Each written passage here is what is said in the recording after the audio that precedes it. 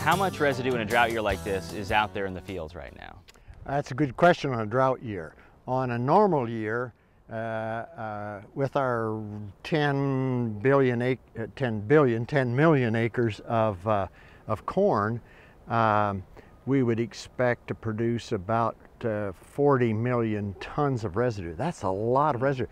The corn plant produces about as much residue material above ground as it does grain. And so for every bushel, that's 56 pounds, well, we've got a roughly equivalent amount of residue left in the field.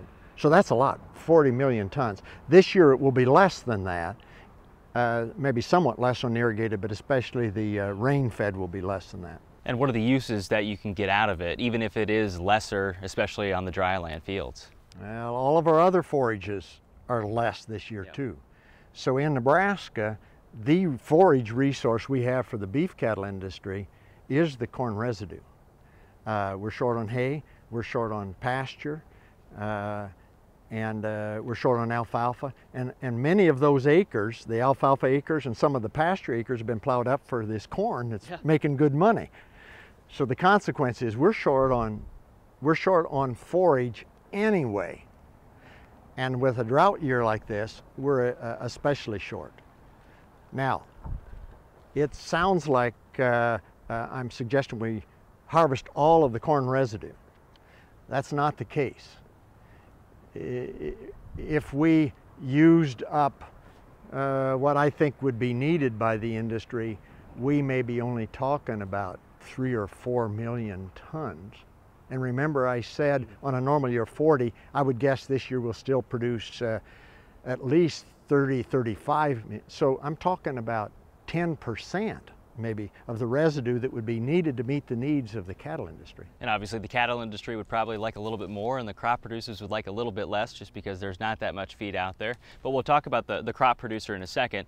How many different uses are there for the forage? Can you use it in a few different ways? Sure, and the one that's probably passed is corn silage. What's happened to us in the last few years with distillers grains, wet distillers grains, we've substituted baled corn stalks for alfalfa in our feedlot diets, okay? And so now we think about it, we're harvesting the corn. Now some of it goes to the ethanol plant, but the distillers comes back to the feedlot. And then some of that corn is fed with the distillers, but and now we're feeding some corn residue with that. Okay, so does it make sense to go ahead and harvest it together as silage? We think it does, okay? So that would be one way, okay? And when you do that, it pretty much clears the field of residue. Now there are other things that can happen there, but the second would be baling, and that doesn't take all of it off. Depends on the technique that's used and so on, but in a lot of cases it takes less than half of the residue off, maybe 35, 40%, something like that. And then what's used most is grazing. It's a good practice, and the cattle are selective. When they graze, there are certain parts that they eat and leave the other. They eat the most nutritious parts. And those are the husk, which surprises a lot of people. It's not just something to cover tamales. It's good feed for cattle, okay? So they'll select that. And of course, I passed on the grain.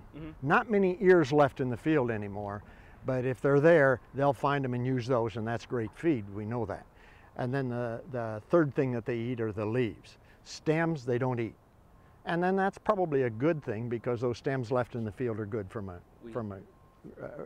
crop production standpoint. We hope there's not much grain left on the floor of the dirt. Well, with efficient combines and with BT hybrids, fewer stalks lodge, and so in the 80s we measured this, and about 4.3% of the ears were left in the field. Today, it's usually less than 0.5%, see, so that's not much. It's still of value to the animals. Sure. And a beef cow knows that, and she goes and finds them. But it's much less, and that's a good thing, because we really want that grain to get to the cattle in the feedlot or to the ethanol plant. Let's talk about the crop producer then. The crop producer is probably wondering about the impacts for next year. So are there consequences to taking the residue off the field for corn on corn or beans on corn? It's a good question. You used the word impact. Mm-hmm. That's the first thing when we talk about grazing. The first thing that comes to a crop producer's mind is what's the hoof impact, if you will. What's the effect on the soil? Am I going to have a compaction problem? That kind of a thing. Second would be erosion, probably either water or wind. And probably some moisture. Pardon? Probably some moisture as well, not being able to keep that moisture in. Moisture becomes an issue, yes. I think we've got a better handle on everything other than the moisture. We know that the residue helps keep the moisture, but just exactly how that's working, especially in a grazing situation, I don't think we've got a good handle on that. But what that says is what fits for Dawson County won't necessarily fit for northeast Nebraska in rain-fed, highly erodible soils, or in southwest Nebraska or out in the panhandle. So each situation is going to be a little bit different in terms of the impact for the corn producer. So are you saying it's hard then to measure what impact it might have on yield for the next year? Well, it's easy to determine the impact on the yields the next year. It's hard to predict that, and that's what you're saying, exactly. Okay, so we would go to the data. What data do we have due to grazing? Fortunately, about 20 years ago, we started a grazing project on a field, and so we've got strips that have been ungrazed for about 20 years and strips that have been grazed during what I would call the normal grazing season, which is mid-October to mid-February. Compaction is not a problem in January. The ground's frozen. In February, we got freeze-thaw. Even if you get a little bit of compaction, it may loosen up. Okay, so, but that's typical. And a lot of cattle people calve in March. They get them off the stalks anyway. So that would be typical. We've done that grazing for, again, about 20 years. Then the question is, okay, if we leave them out there, and some people want to calve on stalks, we do a lot of yearling work where we run yearlings on stalks until they go to green grass. So we've got another treatment applied to that field where we graze in the spring. I realize that it's hard to remember mud, but it's always muddy in the spring, and then you would worry about compaction and what that might affect and getting planted and not dropping seeds in footprints and those kinds of things. So we've done that, and we've got 16 years of data on that. And the impact is, or the data shows? This surprises crop producers, because in their mind they're thinking, oh, what happens if it decreases my yield? Okay, in this field we're doing a corn-soybean rotation, so that it's in soybeans the year after corn. The yield is statistically increased by 2 bushels per acre by grazing. And that's not a year, that's 16 years of data. It's really solid data. Corn the next year then, which gets grazed again, but the crop yield on that corn is increased by 3 bushels, not statistically different, but numerically it's higher, so that means we didn't decrease it, we just haven't picked up the increase at this point. That's surprising to most people. And this, I'm on a mission on this, because most people think, well, how much of a decrease am I going to get? Not whether I get a decrease, but how much? It's not that, okay? We've actually demonstrated an increase. Our colleagues at North Platte have the field at Brule, and they've only have 3 years of production data on that. No effect, okay? Quite a different environment, different soil, that kind of a thing.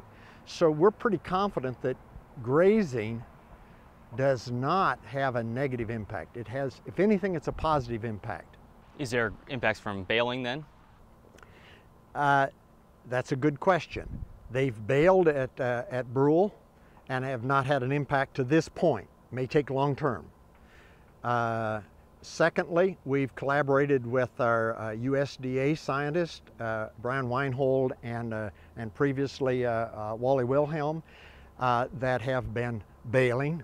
Now, they've been doing it for cellulosic ethanol purposes, but it doesn't matter. We'd prefer to have it go to the feedlot anyway.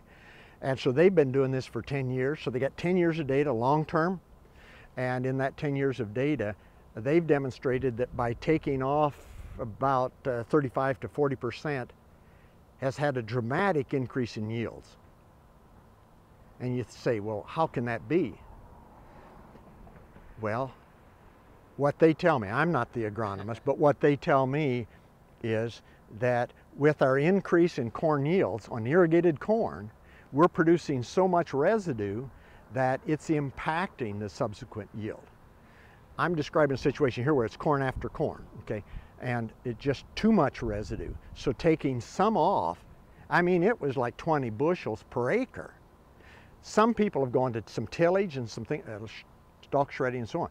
Our argument is that it's better to bale it and let the cattle industry have it, or graze it and let the cattle industry have it, than to do tillage or shredding or something like that. So the data would say the 10% that we want for the cattle industry, if anything, it's a plus for the corn industry.